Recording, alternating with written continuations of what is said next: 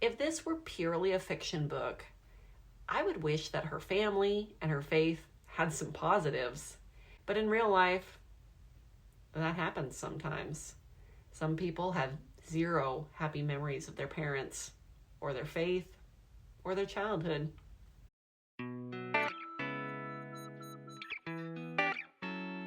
Hi friends, my name is Lane, and I'm reviewing fiction books about religious deconstruction, Christian romance, and Christian apocalypse stories. Today's book is The Romance Reader by Pearl Abraham, published in 1995. A little bit of a disclaimer. I am starting this video with some trepidation. I am not here to criticize other people's belief systems. Jewish people of all types have endured terrible things from Christians like myself, so please keep in mind that this is a book review, not my personal thoughts about the Hasidic faith. Judaism is a diverse faith and community, with some groups that are very traditional, some that are very modern, and all kinds of different political stances. I'm confident I can support Jewish people without supporting the cruel politics of Zionism. The author wrote this fiction book clearly based on some of her personal experiences, and it seems that it's intended to be a critical book. I agree with some of those criticisms, especially when I see an overlap between the things she doesn't like about her family's faith and community and the problems I've seen in my own community's faith. Even though I'm a person of faith, I always support people who leave their faith. There's no joy or truth or community if you are being forced into it.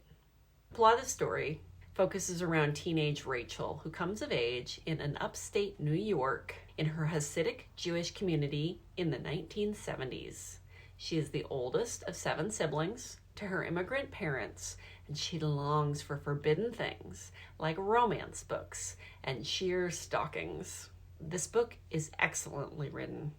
It's not a traditional novel, and it sometimes reads more like a memoir, leading me to believe the author has taken many stories from her own life. It tells small stories and lists of frustrations in a way that ought to be boring, but instead I was sucked into every page. It felt real. I'm not sure about the author's faith as an adult. She's a professor who seems to be unmarried, so she hadn't followed the route expected by her community. I learned a lot from this book, often with the effort of Googling Yiddish words. It's an amazing view into the customs, cultures, and mind view that you don't see on the surface of an outsider community that dresses or talks differently. If you've watched my Amish romance review, this book does everything that I wish that book would have done. There are some problems with the larger community. The kids stand out in public. Rachel and her sister Leah visit the bookstore to secretly purchase romance novels. Their dad doesn't like them reading books in English, let alone romance. The orange-haired lady at the counter looks at us, and her eyes go up and down from our faces to our shoes. My face is red. I can feel it. She's seen us before. We've been coming here often enough this summer.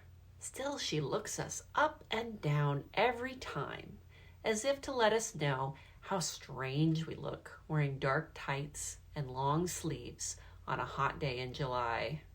Leah does what she said she would do this time. She stares back. Her eyes move up and down the woman's body, stopping at her hair. So she'll know how it feels, Leah says. Give her a taste of her own medicine.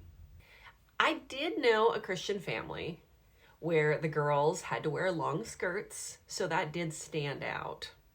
Personally, I had to dress conservatively, but not in a way that stood out. Okay, I did get called weird a lot, but that was just me. It had nothing to do with my parents. This book isn't really about the rejection of the larger community. The inner community and the family are the focus. The father in the story is a rabbi, in Judaism kind of like a pastor, but it takes him a long time to build a community and a synagogue. He doesn't want his family to have anything to do with outsiders. Even something simple, like car repair, ought to be done by a devout Hasidic man, in his mind. The parents' marriage is a source of much tension in the book. Although they rarely fight, the mother is constantly complaining, and the father is constantly ignoring her unhappiness. Father smiles. "We could buy a goat and keep it near the bungalow. You want a goat?" We don't answer. We all know what Ma would say to a goat near the house. Father doesn't think of that. He's been married to her for years, but he still doesn't know her the way we do. The mother is always threatening to leave. "What about the money and the work?" Ma says. "Even if you don't care that I kill myself with work, where will you get the money? Out of my underpants?" "The stipend check you get it every month isn't enough for a pair of newlyweds, never mind a family of 9. With those few dollars, you want to start giving Kiddush, blessing ceremony. Then you'll want a new synagogue. Bad enough you waste hours and hours writing, bent over the table scribbling. And for what? Pennies. That's all that will ever come of it.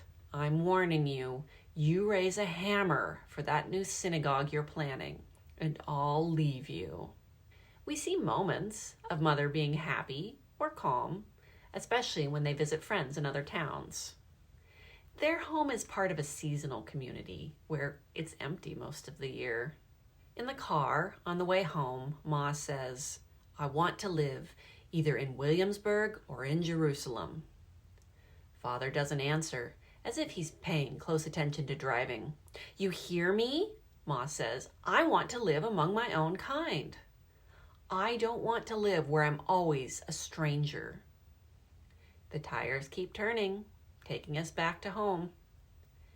"Listen to me. What else do you have 2 ears for?" Ma yells. "You're not the stranger," Father says slowly. "The others are. They're the ones who are not living the right way." Mother does settle down a bit during the girls' teen years. Father's financial circumstances and status in the community improve, so she is less stressed. Also, after having 7 kids, she gets permission from a different rabbi to get birth control and stop the endless cycle of pregnancy and baby care. Rachel and her sister are parentified by their parents. They're expected to take on adult responsibilities, mostly for childcare. I didn't experience that, but it is pretty common with Christian fundamentalists. We'll see that in other conversations on this channel. As a parent, I loathe the mother. She is constantly subjecting her kids to her marriage problems, making them feel unsafe and unstable. If they ever criticize their dad, she punishes them. But as someone living as a woman in a time with more freedom, I pity her and I understand her outbursts. She has so little control over her own life, so she really struggles to be heard and helped. So her parents never model a desirable future for Rachel. It may be better for the boys in the family who get to sing along with family blessings and to study the holy books. There isn't as much for girls to do. I haven't seen or experienced the kind of extreme gender divide that Rachel experiences in this story. There's still some similarities. Many Christian churches don't allow women to be pastors or in certain leadership positions, and treat men and women different in a lot of ways that don't stand out on paper. So Rachel craves the escapism of romance in her life. Rachel decides to get a library card, even though the library is another forbidden place. She makes a plan to have her sister answer the phone when the librarians call her parents to verify. But this doesn't work, and she's caught. I'm afraid. Father never raises his voice or hits me. I don't know what to expect. In his hand, he holds the first book of Isaiah. He opens the book and reads, his voice hard, harder than I've ever heard it. It is the prophet's warning to the people of Judea. The words speak of destruction, pestilence, and plague. They speak of the sin assimilation, of trying to be like other nations, of wanting to be like them and never succeeding. A Jew, Father says, looking at me, translating for me, is never liked by other nations.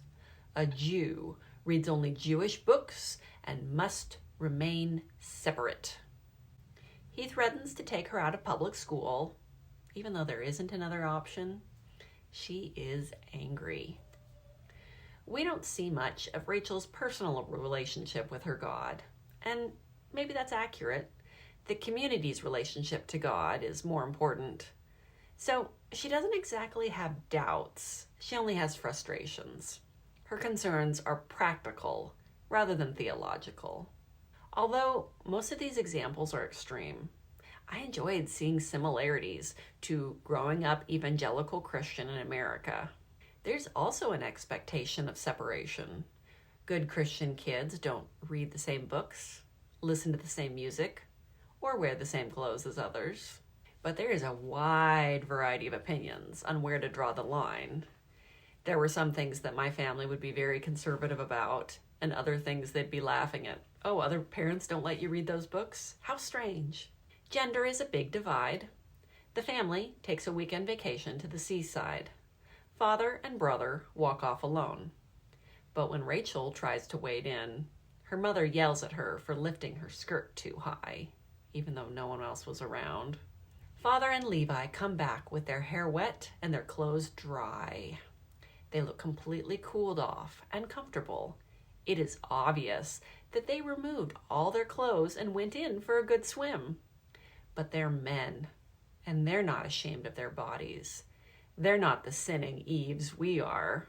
Same thing in evangelical Christianity. Totally different standards for men and women, particularly around anything with your body. Swimming becomes an important storyline later in the book. When Rachel and Leah are older, they have an opportunity to be trained as lifeguards. They choose to wear swimsuits for this task, and Father agrees it's fine as long as they are only swimming and working with other women and girls, as is the standard in the community. He even buys them special diver's watches that work underwater. Mother says the watches are too mannish, but the girls are overjoyed. However, the joy of swimming and the independence of earning their own money is quickly threatened by the community of gossiping neighbors. "Tell me," Mrs. Kahane says, "what do you wear when you swim? People are telling me you swim in a bathing suit. I said I don't believe it. Not Rabbi Benjamin's daughters." I look at Ma's red face. I wish she wouldn't shame so easily. I hate Mrs. Kahane. She's doing this on purpose to embarrass Ma. "It's none of your business," I say, "but I'll tell you anyway. We swim in bathing suits. My father says it's fine as long as there's only women." "You can't be expected to save someone," Ma adds, "swimming in a long, wet dress." Miss Kahane's lips spread thin. "If your husband allows it, but I'm so surprised. I wouldn't have expected it. Not with a mother who wears black stockings and a father in short pants. Never." I say, "What do you, Mrs. Holy of Holies, wear when you swim?" I don't know how Ma can stand this woman. I want to spit at her, I'm so angry. "Listen to her," Mrs. Kahane says. "A little girl with audacity. She's a lifeguard in a bathing suit, so now she can open her mouth and talk back. You should have respect for your elders." It becomes a conflict with the woman and with her parents. The girls fear losing this freedom they've had. Mother says the girls are humiliating her. The theme of shame is deep in the story. Simply following the rules is never enough. New rules or new judgments pop up everywhere. Their father says, "You do not make me proud, you two. You had an opportunity to shine and you didn't. Even though I agreed to let you continue classes, to let you wear bathing suits, you didn't give anything back. No gratitude. And it is all meant for your own good, for our reputations. That's all Mama and I want. You're good. But you don't believe that. You believe you know better. Better than your own father and mother. But the next day, a toddler almost drowns in the pool. Rachel saves her life, and the community treats her like a hero. Rachel is 17 by the end of the story, and marriage is the only option for her life. Her family meets with a matchmaker. Father wishes she could marry a rabbi's son, but decides she isn't good enough. This is why you have to be careful of your reputation, Father says, pulling his beard so hard. It's no wonder it's thin. The Talmud says a father has a responsibility. He must give his daughter to a scholar and to a good family. It doesn't say anything about a daughter who's given herself a reputation, a daughter who's made things impossible for her father, a daughter who's better known to strangers than to her own father. He speaks of me the way prophets speak of whores, as if I've walked the streets, invited men into my bed. Most boys in the community get married at 18, then they continue their religious studies for several years.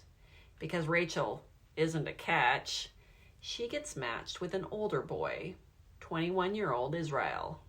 He's quiet, but seems more or less kind. Rachel agrees to the match. Her mother goes wild, spending money on the wedding and the young couple's new home.